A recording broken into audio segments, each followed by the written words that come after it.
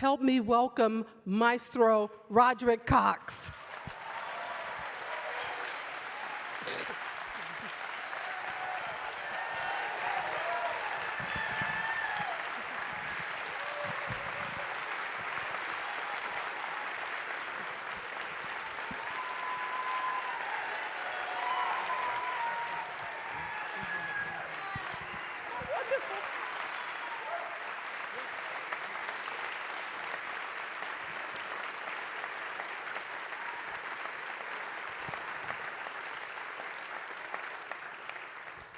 Bravo, bravo. And filmmaker Diane Moore.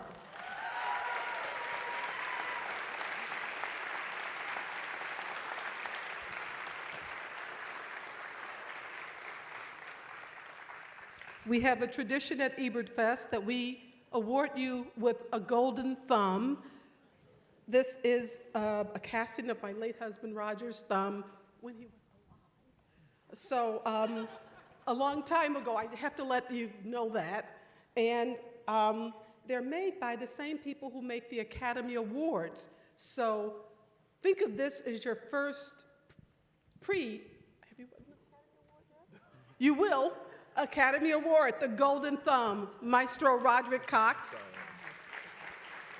And Director Extraordinaire, Diane Moore. Who's going to take your pictures?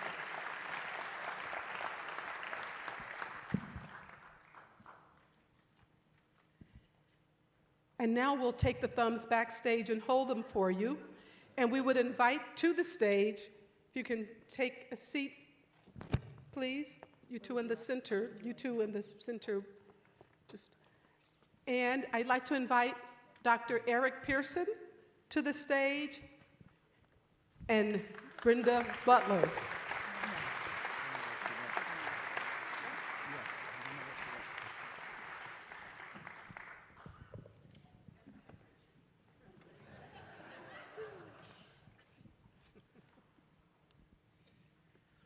So, Roderick, I want to thank you for your courage, because it's got to be so hard to sort of lead the way in for lots of folks. And I wanted to start by asking you about your initiative to bring more kids into sort of the classical realm. Can you talk a little bit about that? Well, I think the documentary, did it take 7, 8, 9 years, something like that? As you saw the progression, right. 7 years. So you saw the progression in the documentary. But towards the latter years, we started to think very closely about why we're doing this and what can we achieve out of this. And it became very clear for me as I got older that it's this documentary. I didn't want it to feel like this sort of vanity project. And when we came up with the idea of using it and my story to also raise funds to help other young people who financially, like I was with the Otis Redding Foundation, this is where the initiative was thought of and born. So the Roderick Cox Music Initiative was developed when I was just finished my post with the Minnesota Orchestra, and I had made so many friends and fans and supporters there in Minnesota, and that's something that's so wonderful about the philanthropic culture, not only in the United States, but also in Minnesota. And we literally just raised a lot of small donations to help fund these small grant scholarships. I think we've given out over 70,000 or something in just those 3 years. And this was really being done when I was traveling everywhere, and just people who connected with my story giving those small donations. So I was very, very thankful for that. So this film immediately caught my attention because I'm on the board of the Lyric Opera in Chicago. I'm on the board of the LA Opera. I was on the board of the women's board of the Chicago Symphony Orchestra, and so I have a great interest in music, and I've seen many conductors over the years, and when I saw this, it struck me that of course, I hadn't seen many African American conductors over the years. And so the other thing that I knew you were going to be okay when I saw you conducting Tchaikovsky's Symphony No. 6. And I had never seen a film where I saw so much of the process layered into the making. And so this is both a question for you and for Diane as a filmmaker. What made you decide to put the whole kind of trajectory of his career in the film? I had, when I was doing research on on this film, one of the things that I discovered is that most of the films were made of musicians or conductors or artists at the end of their career. And so when I had met Roderick, I started thinking, and I said, wouldn't it be really sort of fascinating to see his journey? And to be honest with you, I didn't know a lot about the conducting profession either when I met Roderick. And I certainly have a love for music, and specifically, you know, classical music. But I thought it would be so interesting to see how his life unfolds and see how he deals with his challenges and obstacles and his triumphs, and how everything kind of comes together. And then I knew there would be a point where Roderick was young, of course, when we started this, that it will end and then his life will go on. But I will say one thing I learned in this process is doing a multi-year project was a bit of a leap of faith as an independent filmmaker. And it had its certain set of challenges for me, but thankfully, you know, everything came together, and great support. Roderick was a wonderful partner to work through, you know, this project. So I just felt that it would be something different and unique and compelling to see this. I want to follow up on the question about some of the challenges that you as an indie filmmaker had in making this. Just so people can know some of the specific challenges. Well, certainly one of them that everyone faces, I think, is fundraising. And Ken Burns once said that when your first, whatever amount it is, let's say $50,000, your first amount, is probably the most difficult to secure. And I had made a film deck, which was really showing, it had visuals and images and text about my concept of the film, and then did a 3-minute teaser. And I felt that if we were going to ask people to give money, that they needed to have a sense of what this story was about. And then we put together a filmmaking team. And then once we got started in the filmmaking process, things started, as Roderick said, to move along. The other challenge is, as an independent filmmaker, is it's all steps through the process. You know, at the end of the process is how you get your film out there in the world. Because to me, if you go through this incredible effort and you have put together this film, and then it sits there. And fortunately for us, we had a small distributor pick us up, and a non-exclusive agreement, which is very favorable to us. And the film is actually now being shown on Amazon Prime, and we suspect other streaming services will follow. But Do you know, when is it going to be shown on Amazon Prime? It's now available. Oh, it's now available, okay. As of a couple weeks ago. Okay, So great. it is available. All right.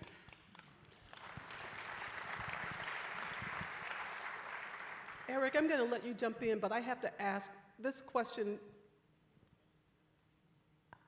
Roderick, watching yourself from the beginning and seeing your tutelage under Mallory Thompson, and then where you are today, what feelings did you have, both watching it on the screen and as you were going through that?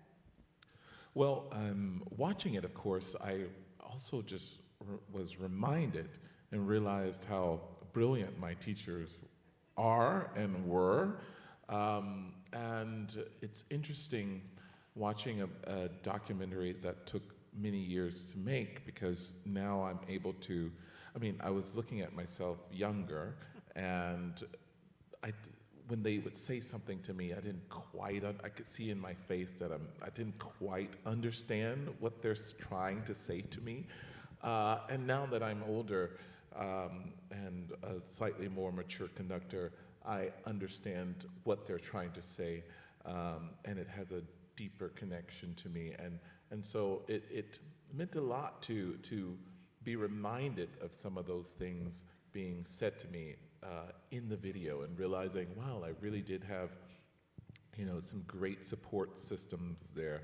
I did look at the documentary and I said, oh my gosh, you need to relax your arm and you need to drop the elbow. He was self-critiquing when we were oh sitting my back. gosh, you're just flailing around all of this, I also slightly mature. I don't have that type of flexibility anymore, But watching it back, I said, at least I could see the younger part of myself going for something.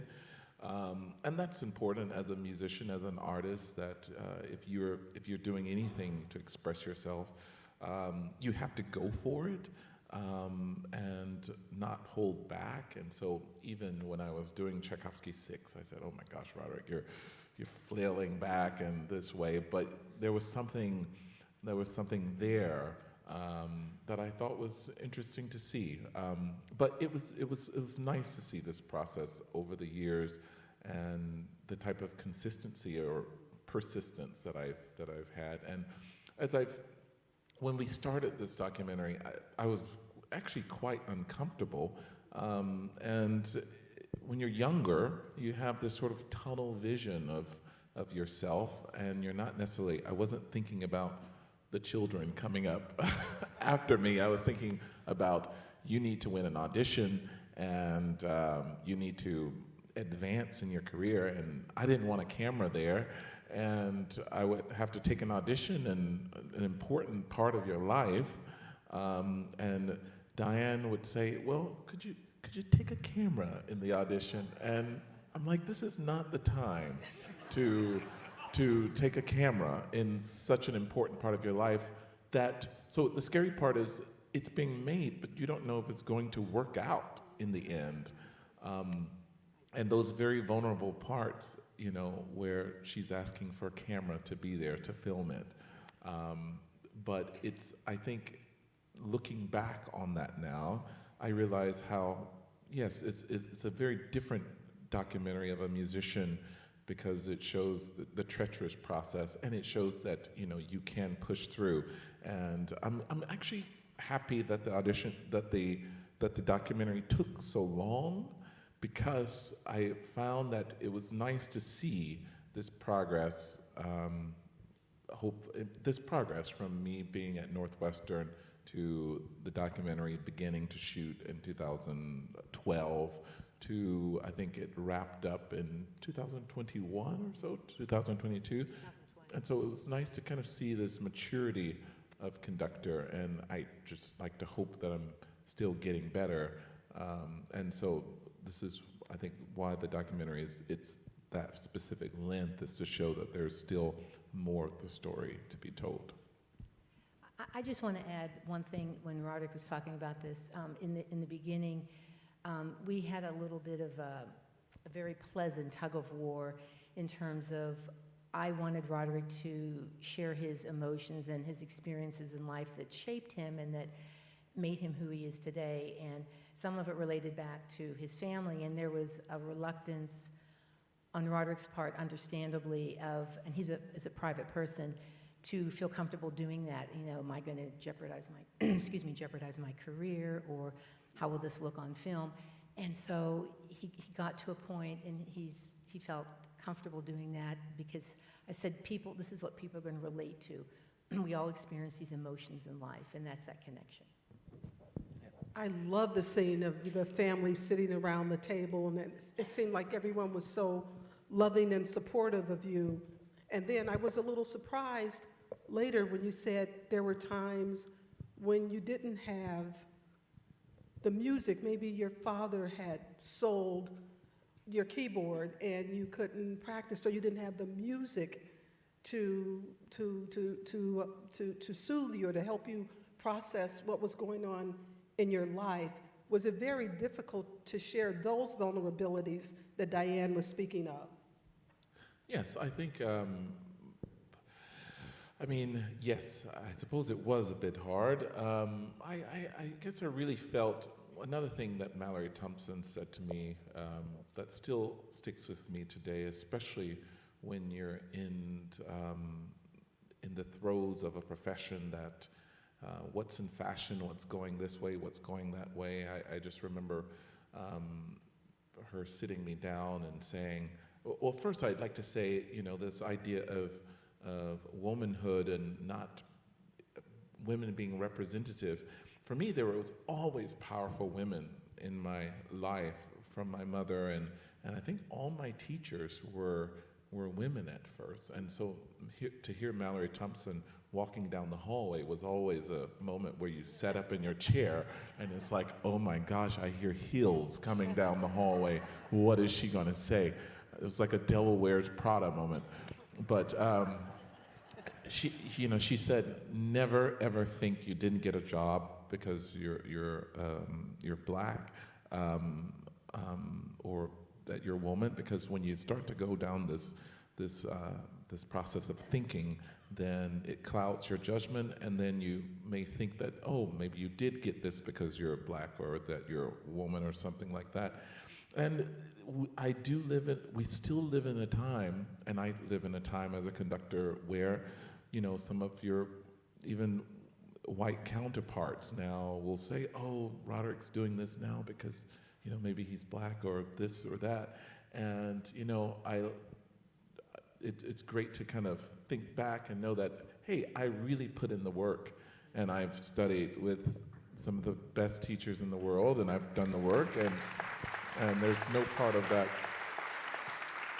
And so I'm not going to let you, taint my success.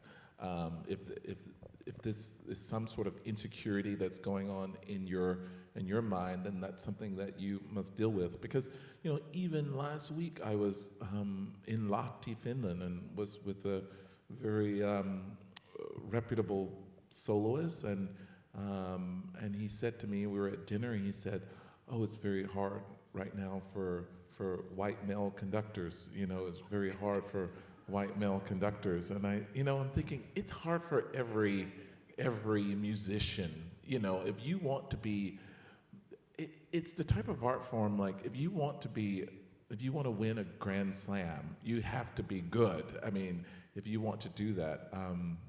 And so just having her, that sort of knowledge at first really helped me move through it. And talking about Jesse Norman, at the beginning was very important in understanding that, if you stay focused on what you want to achieve, you can do it. I forgot what the question was, actually, but. I think you answered it. Eric has something. Yeah, I had sort of two-part questions.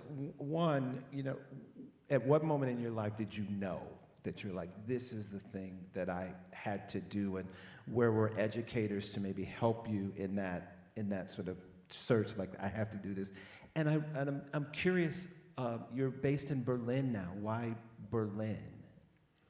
Well, I think there are two moments. One, I suppose, was in graduate school when I decided I wanted to be an orchestral conductor and really focus my training on that. The second was, I think, after graduate school, when I was home in Macon, Georgia, because yes, people go to fancy schools as a musician, and afterwards you have to audition and win something against everybody else. There's no cushy job that follows from some nice law firm. Like, you have to get in front of the orchestra and compete against people from Germany, Italy, whatever, and show that you have the chops or not. And I think in amongst those rejections, I realized that, for me, I could only see myself as a musician, as a conductor. That was the only path I could see. And when I saw that, I said, well, there's really no other direction you can go in other than that one. You can't go back, you can't go sideways, you can't go right. And I think when people ask, I want to be a professional musician or a conductor or something like that, I think that's the type of tunnel vision you have to have, so that you can claw your way. As I think Robert Spano said in the movie, like, find your way to the podium. If it means enough to you, you will eventually find your way there. And I was asking about Berlin. Oh, Berlin.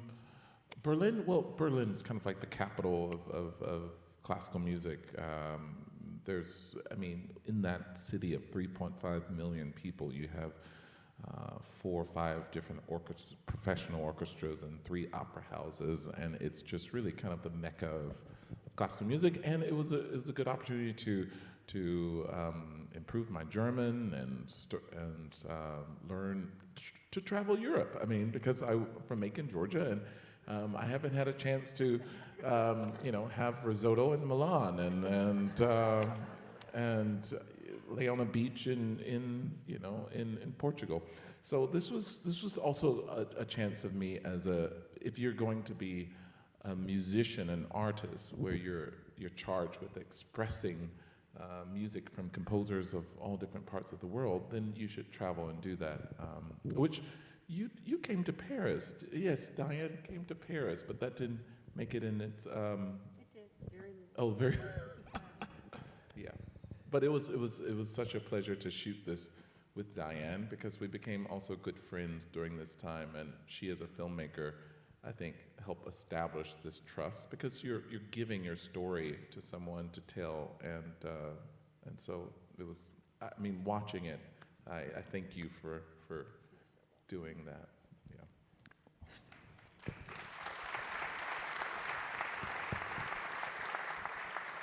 So 2 other things really stood out for me this time.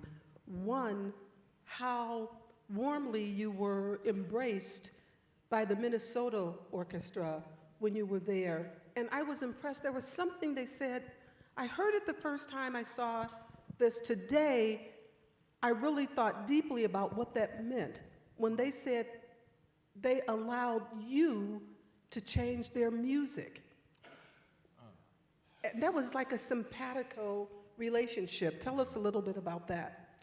That's a very unique observation. And well, the thing is, to become a conductor, you're literally supposed to be the boss. I mean, you're the primary figure in charge of telling an orchestra what to do, and so that you can have a cohesive vision around doing something. But the life of a conductor is, in classical music, you're actually quite a baby in comparison. The violinists, those musicians in the Minnesota Orchestra, the Chicago Symphony, to play in that level of orchestra, they've been learning since the age of 5, age of 6.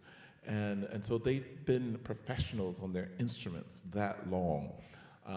And when you become a conductor, not only are you tasked with understanding what a violinist needs to do or what a oboist needs to do, but you're trying to make music with all of these absolute professionals in a room. Like, just think that it's just a bunch of surgeons in the room, and you're the young surgeon out of medical school here to tell all these other surgeons, this is the direction we'd like to go in. And sometimes surgeons will say, oh, actually we did it this way with so-and-so, but what I mean by that is they allowed the young conductor a chance to make mistakes. And through mistakes, this is a chance to improve. And so you can get in front of a top orchestra, and they could be really nasty or really treat you as if you don't deserve to be there, or you're too young, or why should we listen to you? You will have orchestras that will say, well, we played this piece in the 1980s under such and such Rostropovich conductor, so who are you to tell me about this piece if we've played it with the guy who knew the composer, who knew the other composer? And so it's nice to have an orchestra like the Minnesota Orchestra that was supportive and also allowed me to lead, but also to grow. And I still watched that video, and I said, I did something with my arm that I heard that made a slight mistake in the orchestra. And I said, that was probably me. I mean, the orchestra's so good, I calls them to to play not so together in that moment. And you know, that's just a part of the process of learning. And so I thought it was a great place to have such a fantastic orchestra that I can also try to build up to their level of expertise. The other thing I was wondering is, now in Berlin, have you found a home? I know you do a lot of guest conducting spots all over. In Berlin, do you have a home like you had in Minnesota, a home orchestra? Well, that's a very good question, and I think stay tuned, because next Tuesday there will be an international announcement of my position with an orchestra of my own. Wow. And it's Great. yes. And you heard it here first. Oops.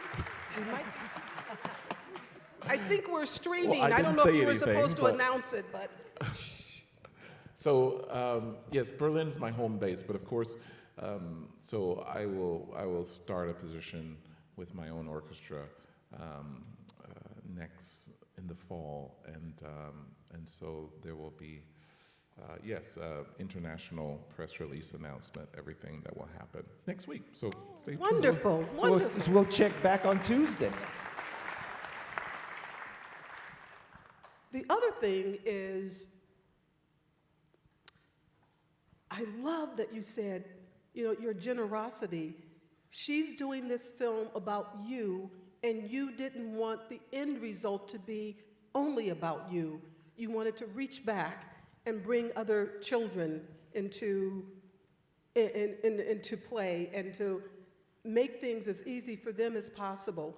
How are you working with that, with his initiative, Diane? The Roderick Cox Music Initiative has been in place for a while, and all the proceeds that we get from anyone purchasing the film on Amazon goes into the Music Scholarship Fund. So, you know, we're not keeping any of that. We believe very strongly, it's really, as a filmmaker, it's our call to action. And we feel very strongly that we want to continue moving this forward. And that's, you know, in the film, we wanted to raise awareness and hopefully change people's perceptions about things. And so with the Music Scholarship Program, you know, how important it is to so many young musicians out there, and also for more diversity in the arts, quite frankly. So that hopefully we all have to kind of keep our thumb down on that one. And is there a website, or where can we go to if someone is listening or in the audience and we want to make a donation to the organization? If you go to the website conductinglife.com, there is a link there where you can make the donation. Great. Conductinglife.com.